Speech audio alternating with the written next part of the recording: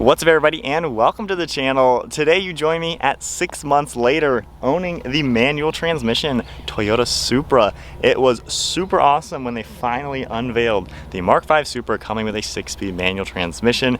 At that moment, I had sold my 2020 Supra about a year and a half earlier, waiting on the new Nissan Z. After driving the Nissan Z quite a bit, I realized just not as good as a Supra, and when one popped up at MSRP, I couldn't say no. So today we're gonna go over my 6-month ownership review with a manual transmission MK5 Toyota Supra, talk a little bit about the backstory of actually buying this car, what I've done with this car, how I've driven it, overall thoughts on the car, briefly touch on the modifications. I do have a full video linked down below where I go over in detail every single mod I've done to it this first 6 months. Then just kind of talk about my overall thoughts with the car, what'll happen with it, and kind of the plans for the Toyota Supra. But it's been an awesome 6 months. Let's take this thing for a spin, because that is the best part, driving this car. Let's get right into it. All right, so now that we are in the Supra,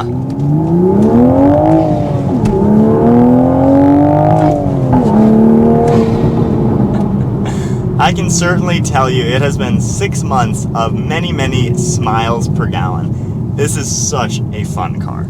So you kind of heard a little bit of the backstory already. I had a 2020 Toyota Supra, owned that for 2 years, bought that back in 2019 when they first came out.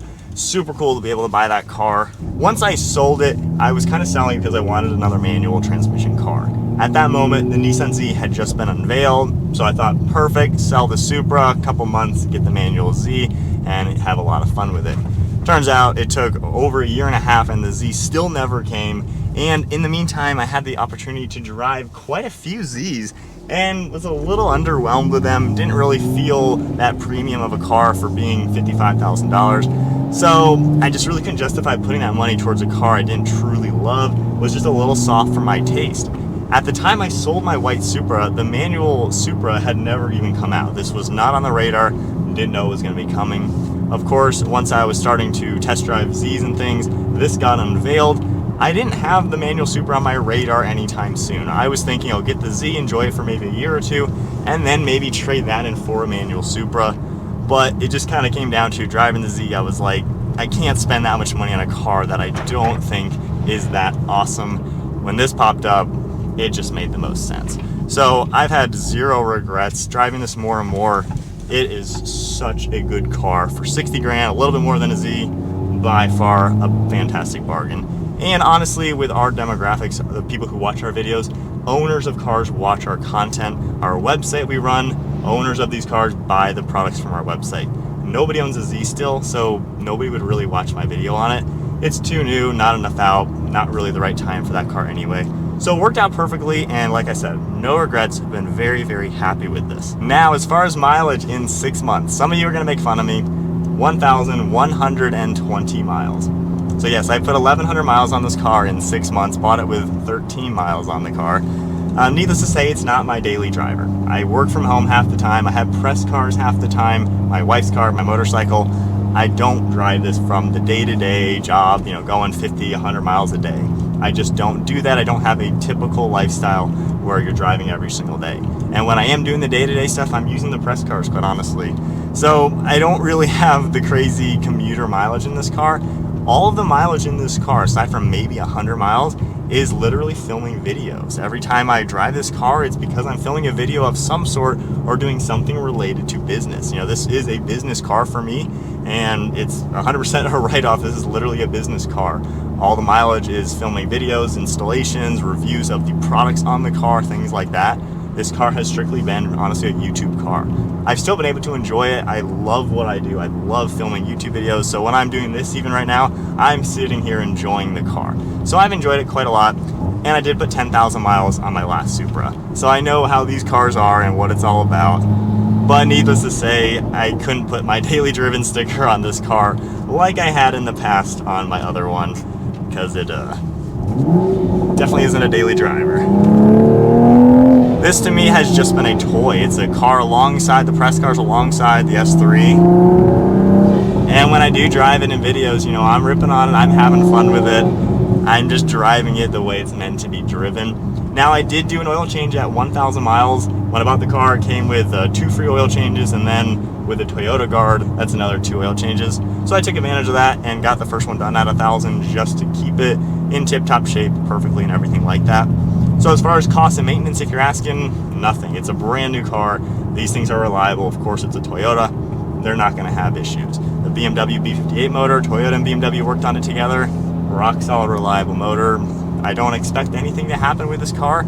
As far as from the manufacturer, I think it's going to be a reliable car. As far as modifications, I made the full video like I mentioned. Basically right now we're at a full bolt-on setup with a high flow catted downpipe, of course the wrap wheels and springs, and a few cosmetics, you know, seat belts, steering wheel, carbon fiber all around the car. So it's been a fun car to modify, and the parts really make it come alive. Now, least favorite and most favorite things with the car. Truly, I don't really have any least favorite things. Of course, I made the video 5 things I hate about it, which are kind of 5 topics of the car that could be better. Trunk button still is something I wish it had the trunk button. It would just be so much easier. Even filming this video when I did the thumbnail photo when I'm going to the trunk, gotta put my camera down, dig in my pocket, find the key, press the button. Trunk button is the one thing I just wish this car had to make it a little more livable. Other than that though, it is just a really good sports car. And something that I took away from after selling my white one, driving the Z's, waiting for whatever car would be next for me, is that this really is one of the best cars money can buy, and at the price point, I don't think it gets much better. There's people who comment saying these are way overpriced. Those are probably people who aren't even in the market for one of these, so they don't really know what they're talking about, and they probably haven't driven one. But I've seen on the forums with these Supras and stuff like that, people coming from M3s, Mustangs, a lot of Mustang owners switch to these, and everybody says the same thing. Absolutely no regrets. Way better decision buying this car.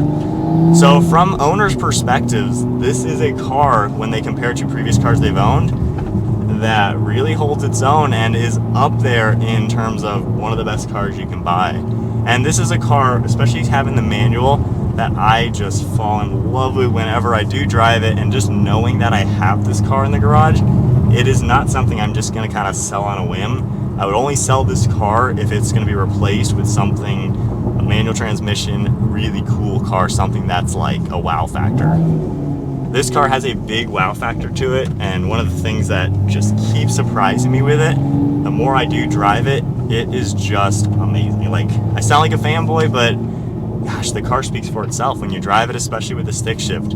It is that old school Mark IV Supra that we all know and love growing up in the 90s, but in a much better, nicer, modern car with even more potential to do everything we want to do in a Supra. Precision manual, it's just been fantastic. So I have nothing really negative to say about the car. It's just a really, really good car, and I've kind of enjoyed every single bit of it. And obviously the most time I've spent with this is filming videos. I've really enjoyed filming videos on it. Every time I have a new part for it or a new video topic to film with it, I am really excited about doing it. So I've loved spending time with this car and just doing more with it. And given the insanely low mileage, obviously I don't have to worry about any miles on this car hurting it or anything like that. I can drive it whenever I want to drive it, and it'll always be a very low mileage car. So when the time does come to sell it, I mean, they're trading for about a little more than I paid for it. I mean, I'll probably get all my money out of it anyways, and it'll definitely be a good experience. So with all that said, things that I want to experience with the car, definitely need to do some mountain road trips. Obviously, summertime, I have a lot of other things going on, but mountain road trips are the things that I like to do the most. And like I said, long-term plans, I don't really know when I would be selling this car. I think this is a car that when I need basically back seats for a car like this and I still want the manual transmission performance car, that's when I'll sell it, more out of necessity, just to have the fun manual sports car, but something that might be more practical when that phase of life comes. So for me, the BMW M2 I think will honestly be the next car. When I order that, manual of course, I'm gonna spec that with the carbon fiber bucket seats just to get that the most hardcore version that I can possibly get. And I think that will be my grown-up Supra. I'll still get the manual, I'll still get the rear-wheel drive, that fun factor. I'll get more power, a little bit more luxurious interior, and of course the practicality. So that to me is gonna be the next car. I compared this back to back with an M2 and I loved it. I really loved every bit of it. And to me, that is the only car that could replace this, that gives me everything I want in this. and then the next step in practicality and refinements and power. So that would be the next step. The Nissan Z is still something I kind of want. However, there's rumors saying the new Nismo edition will only be an automatic. The new Nismo looks fantastic. Like, I love the style, love the seats it's gonna have. Very excited about that. They unveiled it with an automatic in the teaser video, so as of me filming this video right now, that's all we know. If it doesn't come in a manual, I have zero interest in that car. If it does come in a manual, if I can get one, that would be something fun to pick up. Short term probably, just to have fun with it, film some videos, and then sell it. But this is a car that I'm not gonna just sell. It's just too nice, it's too good. Yeah, it's one of those cars when I, at my age, look back at the Mark IVs. Had I had the opportunity to buy a brand new Mark IV Targa 2J manual, I mean, that's just a cool experience, and having one of them back then and still having it, they're like 3 times the price. So this to me feels like that same kind of car, to where I can't believe I was able to buy a brand new manual Supra, something that I just really liked as a kid. So that's kind of my 6-month update. Not really anything crazy to go over. It's just been an awesome car to own. And even the automatic Supra, brilliant car. One of the absolute best automatics you can get. It certainly makes other cars that have automatics not feel nearly as fun. So I think if you are in the market for a sports car, look at a Toyota Supra. And I know a lot of people with the 4-cylinders get a little bit of crap about buying the 4-cylinders. I can see both ways. Obviously, buy what works for you, works for your budget. However, I would absolutely go for a used 6-cylinder over a new 4-cylinder all day long. These cars are so reliable. As long as you get one that's been decently maintained, you might as well get one with some miles on it and enjoy the 6-cylinder over the 4-cylinder, because this is a true performance car versus just a sporty looking car. So I have a lot of good things to say about the B58 Supras, and I'm excited to see what they end up doing with the platform. If they keep going with this Supra year after year, if they add better engines, S58 maybe, I don't know. But we'll see what they do with the Toyota Supra. But in the meantime, this thing has been awesome. If you guys enjoyed today's video, give it a thumbs up, hit that subscribe button. Stay tuned for plenty more Supra content. Check out our website linked below for Supra products. We have quite a few, a nice selection of aftermarket mods for these cars, and really makes these things come alive. But if you enjoyed the video, give it a thumbs up, hit the subscribe button. I'll see you all in the next video.